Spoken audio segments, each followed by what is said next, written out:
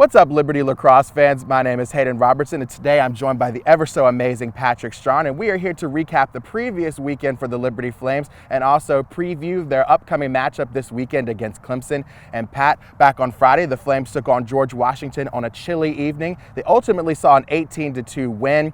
3 guys walked away with a hat trick, and I would definitely say the Flames offense is a powerhouse area that is going to obviously see great success this season. Well, you're exactly right. I think that was the strongest point that they had coming back into the season, that you had a lot of bodies still coming on your offense, as this is one of the top offenses in the MCLA last season. So you knew that offensively you were going to be strong, and you saw that once again against the Colonials, as the Flames were able to get a lot of bodies, not only able to play and put points on the board, but even more so test out their depth and get guys valuable game experience. And we were able to see that not just offensively but defensively as well, and they were able to come away with only allowing 2 goals on the defensive end while offensively scoring 18.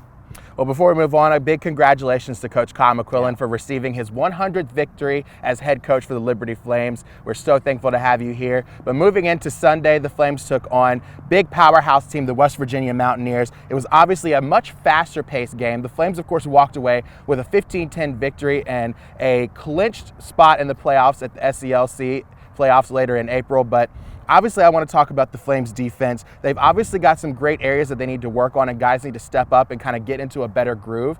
But ultimately, moving forward with the rest of the season, what do the guys need to do to obviously shut down some of the playmaking from other teams to prevent more goals on their end? Well, I think the biggest thing, obviously, they're going to allow goals to happen because that's just the name of the game. But for them, I think it's all about 2 areas. One, you need to be a little bit more consistent, and that's not just defensively, that's offensively as well. We've seen at times the Flames will start hot and then they'll start cooling off at one point and then get the offense going again and defensively, and then they kind of let these teams get in these last quarter runs. I think that's the one area that they need to find a way to be a little bit more consistent from the start to the finish. And then the biggest thing, communication. Obviously, this is this team that, even though we talked about it, returned a lot of talent on both offense and defense, but a lot of guys still haven't played with each other consistently and still figuring things out because it's still early in the year. But you want to be able to try to fine-tune those things going into your last home game before you head out to the road, and hopefully we'll start seeing that start taking place. Well, you've heard enough from us. Now hear head coach Kyle McQuillan as he recaps this previous weekend and obviously what he's looking forward to this weekend at the matchup versus Clemson. Yeah, it's pretty early in the year, probably the earliest that we've ever been able to lock up a SCLC playoff spot, but it's nice to be able to kind of get that out of the way and continue to focus on the rest of our season. The rest of our games, at least on the current rankings, are all against national opponents or nationally ranked opponents, so don't have a lot of gimmies here along the way, and we're excited. 5-0. It's a great way to start the season. It's the way that we expected to start the season, but as I said, the schedule really picks up from here. We're looking forward to a game this weekend on Saturday at home against Clemson.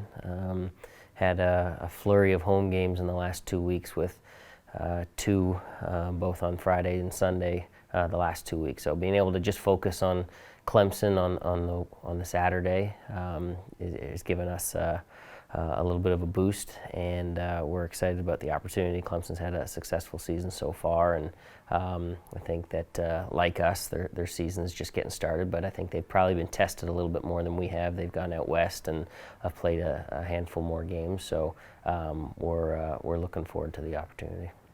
And you heard it there first from Coach Kyle McQuillan. And Pat, this is going to be a great matchup this weekend. Clemson 4-2 on the season. What do the Flames need to do offensively and defensively in order to make sure they get a 6-0 record before they head to the road? I think the biggest thing, as we just touched on it, is about not only consistent play, but also the biggest thing for them, communication. This is a team, especially in that defensive unit, that has a lot of guys now playing not only high-quality minutes, but in putting in new roles. So for them, they got to be able to communicate on whose assignment, who's playing which guy, and also just bodying off those, you know, who the top end guys are. So try to do your best to be able to maintain your box and help Ryan Reynolds out because he's had a pretty solid start to the year, and then being able to move in transition and clear. And then offensively for the Flames, it's also about communication because we've seen at times, I think a lot of them are trying to be able to hero ball, you could say, trying to be able to do it all themselves. But the biggest part where they're able to be effective is their cycle game, getting it around, a lot of ball movement, and then